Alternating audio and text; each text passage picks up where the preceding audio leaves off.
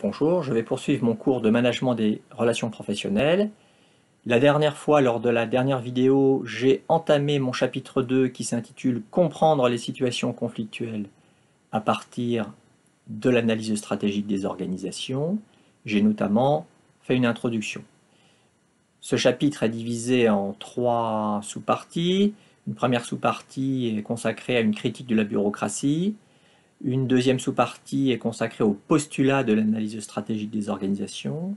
Et une dernière sous-partie est consacrée au concept clé de l'analyse stratégique des organisations.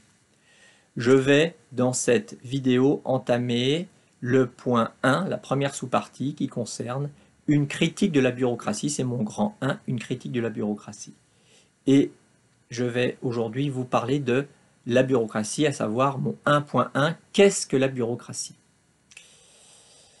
Alors quand on se pose la question qu'est-ce que la bureaucratie, immédiatement on pense aux travaux du grand sociologue Max Weber. Max Weber, c'est le premier théoricien à avoir véritablement travaillé sur la bureaucratie, dans le sens où c'est le premier théoricien à prendre la bureaucratie comme référence pour fonder la modernité.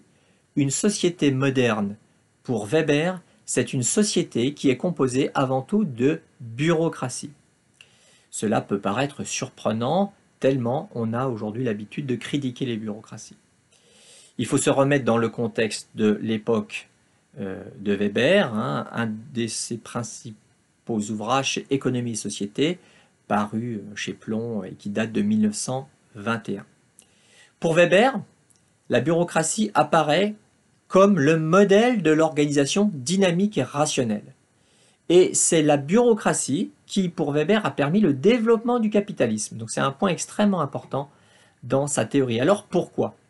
Il faut, pour comprendre ce lien entre développement de la bureaucratie et développement du capitalisme, en revenir sur les caractéristiques fondamentales de la bureaucratie pour Weber. Tout d'abord, il faut dire que pour Weber, la bureaucratie, c'est un modèle, c'est un idéal type que l'on ne rencontre jamais dans la réalité. Donc souvenez-vous que ce que je vais vous dire maintenant relève beaucoup plus du modèle bureaucratique, c'est la bureaucratie comme idéal type. Et on verra d'ailleurs qu'il y a beaucoup de points communs entre la bureaucratie telle que décrite par Weber et l'organisation scientifique du travail telle que décrite par Taylor. J'en viens maintenant à ces caractéristiques. Première caractéristique, dans la bureaucratie, nous dit Weber, on a une forte division du travail. La division du travail, elle est poussée. De cette division du travail découle une forte spécialisation des fonctions et des rôles.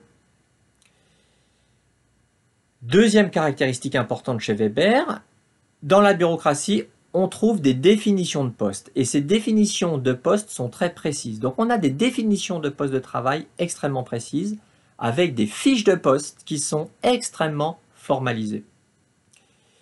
Troisièmement, on trouve au sein de la bureaucratie une organisation du travail qui est rationnelle, parce que cette organisation du travail, elle est formalisée. Dans la bureaucratie, on formalise au maximum le travail. On sait ce que chacun doit faire en théorie.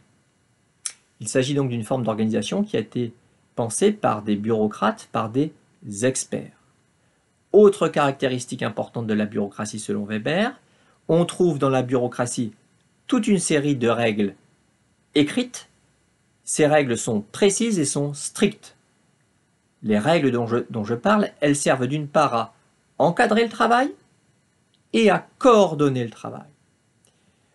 Par exemple, on retrouve une idée similaire dans l'organisation scientifique du travail de Taylor, puisque chez Taylor, c'est le bureau des méthodes qui doit en fait concevoir des règles précises et strictes. Autre caractéristique importante de la bureaucratie chez Weber, dans la bureaucratie, on trouve une hiérarchie fondée sur la compétence. Et c'est la compétence qui permet d'évoluer.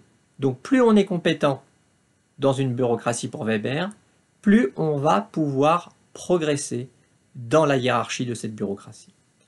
Et puis, dernière caractéristique importante pour Weber, dans une bureaucratie, on a des relations de travail qui sont essentiellement impersonnelles et qui sont rationnelles parce qu'elles sont justement impersonnelles. Il n'y a pas de place finalement dans la bureaucratie comme modèle chez Weber, il n'y a pas de place pour les relations de travail informelles. Là encore, il y a un point commun très marquant avec l'organisation scientifique du travail. Voilà, à grands traits, ce que l'on doit retenir de la bureaucratie comme modèle chez Max Weber. Nous verrons dans la prochaine vidéo que ce modèle bureaucratique a été justement beaucoup critiqué par Crozier et Friedberg, les fondateurs de l'analyse stratégique des organisations. Au revoir.